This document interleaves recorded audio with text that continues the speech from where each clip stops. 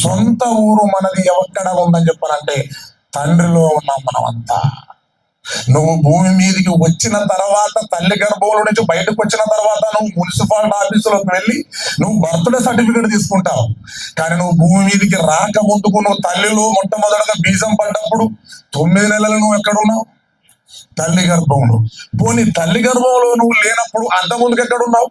తండ్రిలో ఉన్నావు. ఆ తండ్రిలో నువ్వు లేక ముందుకు నీ తండ్రిలో ఉన్నావు. నీ తండ్రిలో లేక ముందుకు ఎలా ఉన్నావు? మరో తండ్రిలో ఉన్నావు. ఆ తండ్రి ఎవరి దగ్గర ఉన్నాడు? ముత్తాతలో ఉన్నాడు. ఇలా జీవిత జాబితాను ఒకసారి కరెక్ట్ గా కాన్సన్ట్రేట్ చేసి ఆలోచిస్తే మొట్టమొదటి మనిషి దగ్గరికి వెళ్తావు. ఎవరు? ఆదాము దగ్గరికి వెళ్తావు. ఆ ఆదాము ఎవరికి కుమారుడు? దేవుని కుమారుడు. ఈ భూమి మీద ఆయన మట్టిగా కాక ముందుకు ఆదాములో ఉన్న ఆత్మ ఎవరిలో ఉంది?